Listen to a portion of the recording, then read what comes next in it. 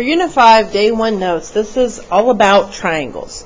So first thing you have to learn about triangles is that there is something called the triangle angle sum theorem, which just means, very simply, that if you add all the three angles up in a triangle, it equals 180 degrees. So angle A plus angle B plus angle C is 180. Very simple concept. In example 1, we're just going to use that concept to find the missing angle.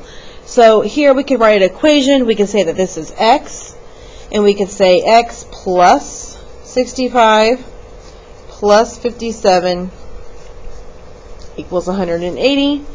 We would add those two together and we would get 122. And if you subtract that from 180, we get 58. Now, since 58 represents the angle measurement, I do put the degree symbol on there. Okay, part B is the same thing. So I would add those two up, those two angles, and I would subtract that from 180. So x is the unknown angle, plus 20 plus 130 equals 180. We add and we get 150. And then if we subtract that from 180, we know that our remaining angle is 30 degrees. Alright, so that was a very basic understanding of the theorem. In example 2, you're using a little bit more algebra. So, I would say, I would write an equation first. 8x plus 2 plus 70 plus 60 equals 180. 8x, and then I would add the 2, 70, and 60, gives me 132. Subtract that from 180 to get 48, and if I divide by 8, we get that x is 6. But it does say to find the missing angle measure or measures. Well, in this case, we have one missing angle measure. So I would plug that 6 back into the expression, 8x plus 2. 8 times 6 is 48. 48 plus 2 would be 50 degrees. And then to check yourself, if you did 70 plus 60 plus 50, you would get back to 180. Okay, part B, a little bit more math, adding 3 expressions.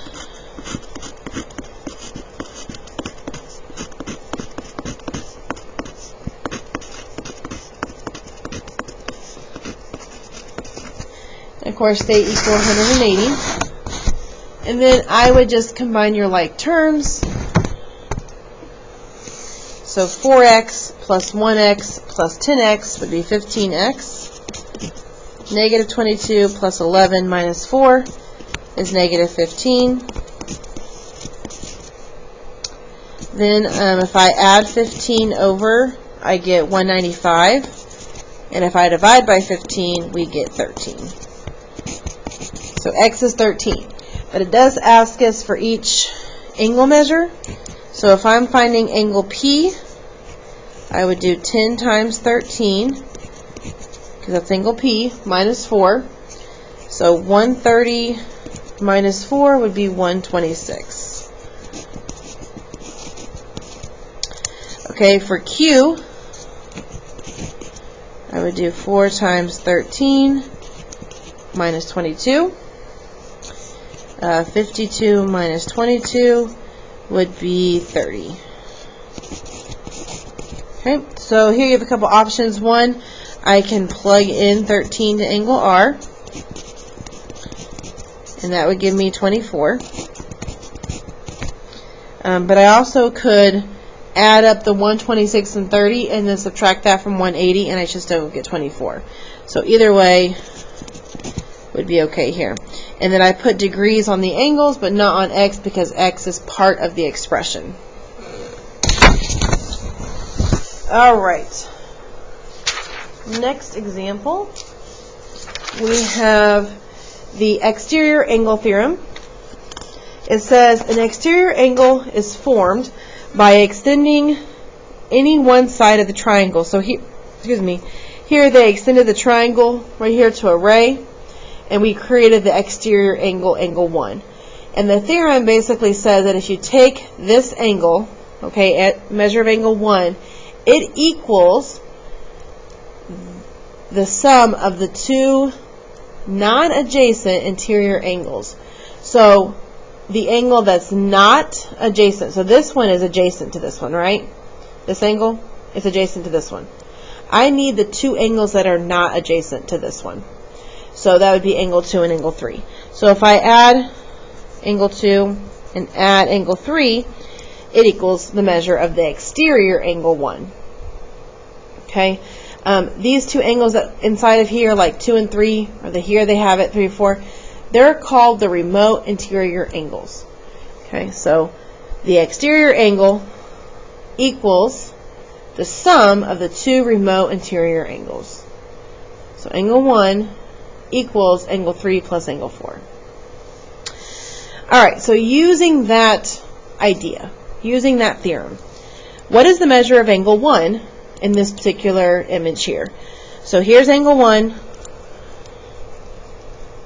The two remote angles, which are these two here, I find the sum of those. And so the measure of angle 1 is 98 degrees. Okay, in part B, we know that the exterior angle is 124, but we have to find the measure of angle 2.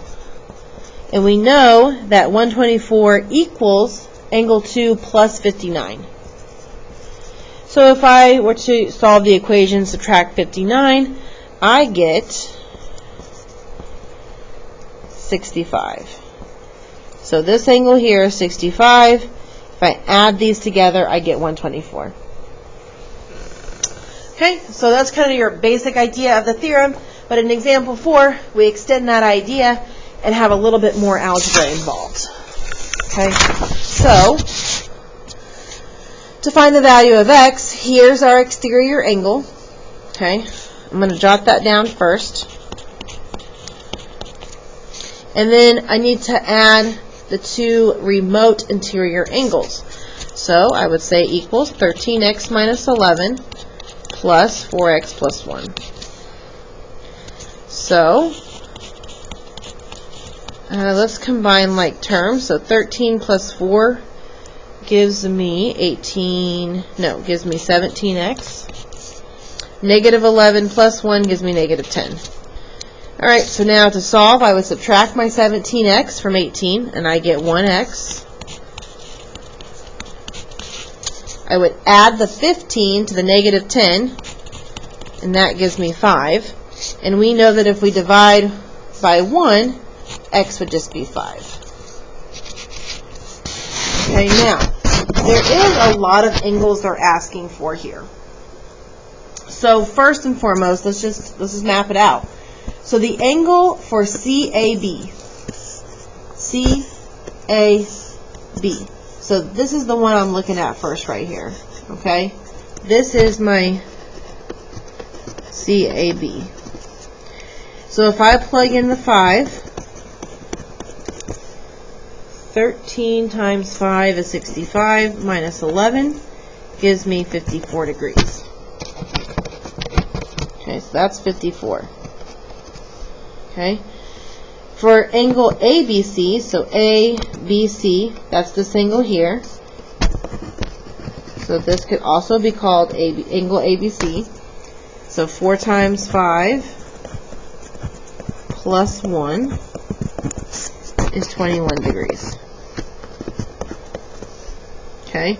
Now, doing the math pretty quickly, I can get this angle. 54 plus 21 would be, what, 75? So this should come out 75 here. Okay, we will check that here just a second. So, next we have angle ACB. So ACB is this inside angle here. So this is ACB. And to get this angle, we would have to add these two together and subtract that from 180 to get this angle. So let's do that. So if I added 54 and 21, we said we get 75. We subtract that, and we get 105.